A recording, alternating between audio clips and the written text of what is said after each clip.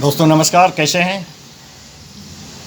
आज मैं आज के सबसे चर्चित टॉपिक्स पर इस वीडियो के माध्यम से आपसे चर्चा करूंगा। टॉपिक्स है क्रिप्टो करेंसी। क्रिप्टो करेंसी की शुरुआत 2009 में फर्स्ट क्रिप्टो करेंसी बिटकॉइन के रूप में हुई, जिसके इन्वेंटर सातोशी नाकामोटो थे। मैं पुनः बता दूं, ये बिल्कुल नया टॉपिक्स है और कोई भी जानकारी अंतिम जानकारी नहीं होगी। आने वाले समय में इससे बहुत सारी जानकारियां अभी उभर कर आएगी। फिर भी इनिशियली क्रिप्टो करेंसी का विश्व लेवल पर प्रचार प्रसार और उपयोग के होते हुए 12 साल हो गए, तो जानकारी तो रखनी पड़ेगी। आने वाले समय में हो सकता है कि सरकार को इसको मान्यता देनी पड़े। एक ज़माना था जब कंप्यूटर मार्केट में आया, तो कंप्यूटर को ऑफिसेज में घुसने के लिए बहुत बड़ा बाध्यता का सामना करना पड़ा था, और आज वो अपरिहार्य अंग बन गया। किसी ज़माने में शेयर मार्केट, आज से 50 साल पहले जब मार्केट में आया, और जो लोग इसकी बारीकियों को समझ गए, जो लोग जानकार, जो एक्सपर्ट थे, वो इसके राजा बन गए। क्रिप्टो करेंसी वैसे ही बिल्कुल न्यू कंसेप्ट है। Crypto currency crypto plus currency से बना है। क्रिप्टो एक ग्रीक वर्ड है जिसका मतलब हिडन और सीक्रेट होता है। मतलब करेंसी का अर्थ आप जानते हैं। वैसी करेंसी, वैसी मुद्रा जो छुपी हुई है, सीक्रेट है, मुद्रा के जैसा लग रही पर मुद्रा है नहीं, उसको हम आभासी मुद्रा कर सकते हैं। आभासी मुद्रा, वैसी आभासी मुद्रा जिसे छू नहीं सकते, स्टोर नहीं कर सकते, कहीं रख नहीं सकते, अपने बटुए में रख नहीं सकते, उस टाइप की मुद्रा के विषय में चर्चा है। जैसा आप जानते हैं, हम सभी जानते हैं कि मुद्रा, करेंसी जो है, किसी देश की अपनी पहचान होती है, और मुद्रा सिर्फ वहाँ के सरकार द्वारा ही निकाली जा सकती है। सरकार ही अधिकृत होती है किसी देश की मुद्रा को निकालने के लिए, और हर देश की अपनी अपनी मुद्राएं होती हैं। हिंदुस्तान में हमारे देश की मुद्रा रुपीज है, अमेरिका की मुद्रा डॉलर है, अरब कंट्री की मुद्रा रियाल है। इसी प्रकार हर कंट्री की अपनी अपनी मुद्रा करेंसी होती है।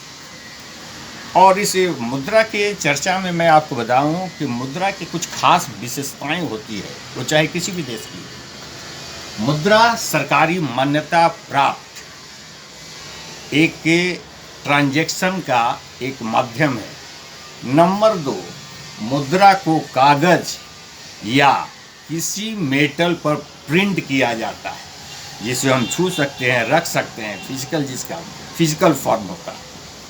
नंबर 3, इसकी कुछ वैल्यू होती है। इस वैल्यू से कोई भी सर्विस या कोई भी सामान परचेज किया जा सकता है। नंबर 4, वहाँ के सभी लोगों द्वारा इसका इस्तेमाल किया जाता है।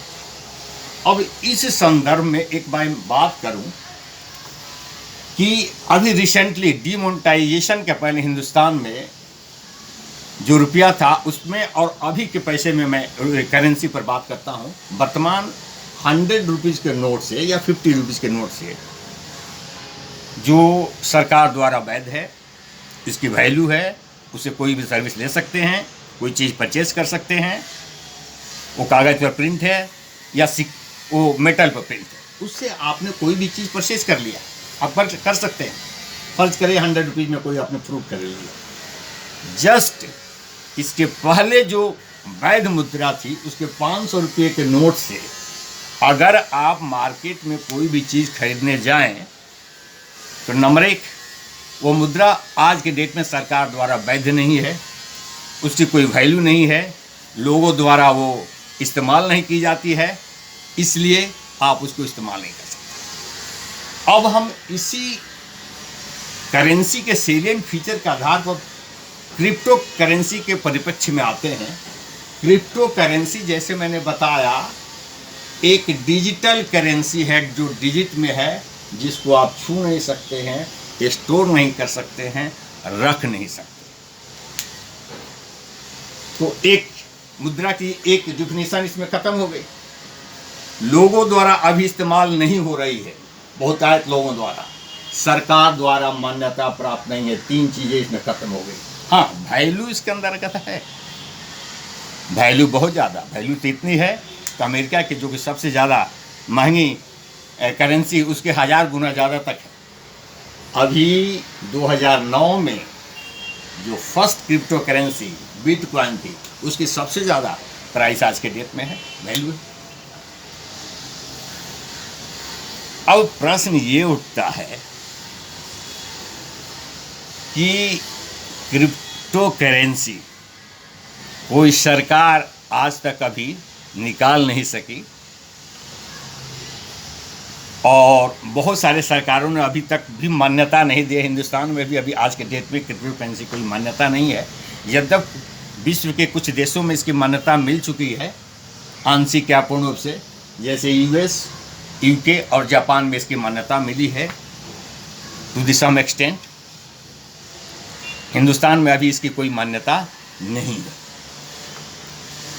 इसके ऊपर कोई रेगुलेशन नहीं है, कोई रेगुलेटरी बॉडी नहीं है, कोई नियम कानून नहीं बनाए गए हैं। आज तक 12 साल हो गए, 2009 से आज तक 12 साल विश्व में इसके प्रचलन में, हिंदुस्तान के परिप्रेक्ष्य में आपको जानकर ताज्जुब होगा कि इतने सारे चीज़ों के बावजूद चूँकि इसका मल्टीप्लिकेशन इतना तेज़ी से हो रहा है जो आज तक किसी भी चीज़ का उतना ज़्यादा ग्रोथ और नीचे आना भी उसी ढंग से, जिसके कारण आप अपने देश की मैं बात करूं तो टोटल इन्वेस्टर की संख्या आज के डेट में 10 करोड़ हो चुकी है। 10 करोड़ लोग इसमें अपना पैसा लगा चुके हैं, और इन्वेस्टमेंट की राशि की बात करूं तो 10 लाख करोड़ रुपया इसमें इन्वेस्टमेंट हो चुका।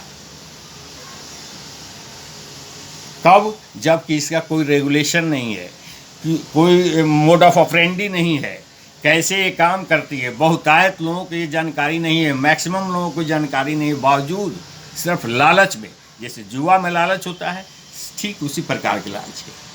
पैसा तो शेयर में भी दिन दूनी रात चौगुनी लोग करते हैं, लेकिन फिर भी वो गवर्नमेंट के रेगुलेटरी बॉडी के अंतर्गत आ गया। आज के डेट में जितने भी इन्वेस्टमेंट के इंस्ट्रूमेंट है, bank, post office, insurance, mutual fund और शेयर्स, सभी गवर्नमेंट के किसी न किसी रेगुलेटरी बॉडी के अंतर्गत काम करते हैं, जिसमें किसी भी प्रकार की कोई बात होने पर आप सीधे गवर्नमेंट के पास जा सकते हैं, आपका उसका निदान मिलेगा। यहाँ पर क्रिप्टो करेंसी में आप इन्वेस्टर हैं, बीच में कोई गवर्नमेंट बॉडी नहीं है, आप कहाँ जाएंगे? आप इन्वेस्ट किए, कहाँ चला गया पैसा, आप कैसे रिकवर करेंगे? बीच में कोई बॉडी नहीं है, कोई रेगुलेटरी बॉडी नहीं, कोई गवर्नमेंट नहीं है, बॉडी नहीं है, जिसका क्लेम आप कहीं नहीं कर सकते। हालांकि विश्व में इसकी लोकप्रियता के बढ़ने के कारण बिटकॉइन और अदर जो उपयोग में अभी आज के डेट में क्रिप्टो करेंसी हैं, बिटकॉइन, इथेरियम, रेडकॉइन, लाइटकॉइन, वाइसकॉइन इत्यादि, जिसमें बिटकॉइन सबसे ज़्यादा वैल्यूएबल है और सबसे पुराना है 2009 का। सरकार ये सोच रही है कि संभवतः आने वाले समय में हमको भी मान्यता देनी पड़ेगी। हालांकि आज तक कभी मान्यता नहीं है। रिसेंट बजट में एक बात सरकार ने तय कर दिया कि लोग जब इतना ज़्यादा इन्वेस्टमेंट कर रहे हैं, इतने ज़्यादा पैसे कमा रहे हैं, तो गवर्नमेंट ने टैक्सेशन की बात कर दी कि क्रिप्टो करेंसी में प्राप्त लाभ पर सरकार 30% के कर वसूल करेगी।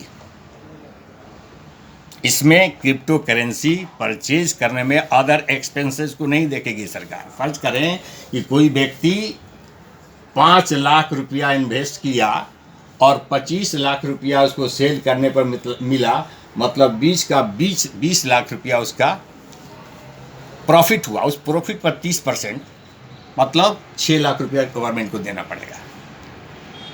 उस बिजनेस में अगर साथ साथ कोई बिजनेस कर रहे हैं, उस बिजनेस में अगर कहीं आपका 8 लाख रुपया का नुकसान हो गया है तो इस नुकसान की भरपाई लाभ से नहीं होगी, सरकार ने क्लियर कर दिया है।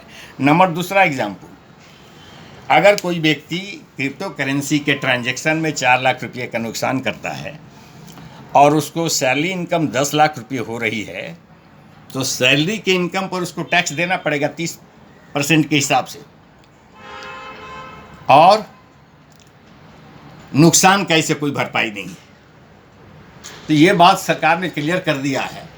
अब फाइनेंस मिनिस्टर के इस वक्तव्य से पार्लियामेंट में क्वेश्चन उठ गया, जब सरकार क्रिप्टो करेंसी के लाभ पर टैक्स की बात करती है और टैक्स लेगी, इट मीन्स कि गवर्नमेंट क्रिप्टो करेंसी के ट्रांजैक्शन को वैध मानती है। परंतु निर्मला सीतारमण ने बिल्कुल स्पष्ट कर दिया कि सरकार अभी इसकी वैधता पर कोई बात नहीं करेगी, फ्यूचर में इसके सारे इनपुट्स मिलने के बाद हम इस पर विचार करेंगे। आज हम सिर्फ क्रिप्टो करेंसी के लाभ पर टैक्स की बात हमने की है।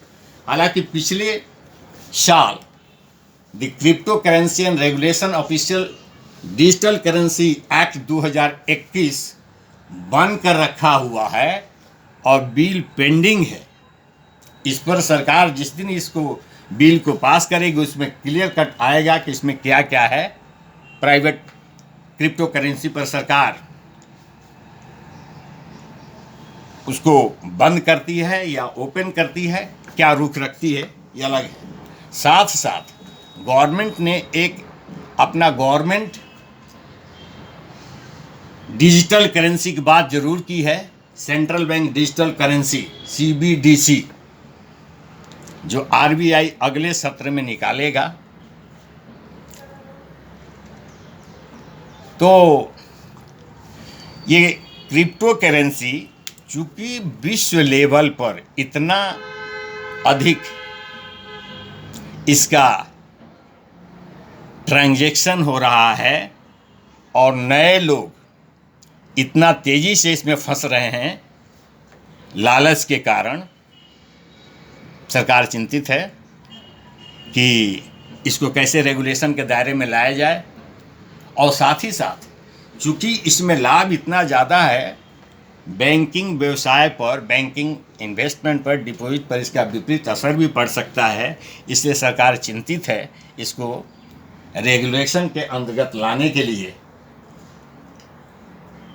सो दैट कि बैंकिंग व्यवसाय भी ठीक से चले। हालांकि क्रिप्टो करेंसी का रेगुलेशन नहीं होने के कारण इसके ट्रांजैक्शन से illegal weapons, tax evasion, money laundering जैसे कार्यों की संदेह उत्पन्न होता है। इसलिए RBI आज तक इसको हतोत्साहित करता रहा और प्राइवेट क्रिप्टो करेंसी को सरकार हर समय हतोत्साहित कर रही है ताकि कोई बड़ा हादसा ना हो जाए, इकोनॉमिक हादसा ना हो जाए।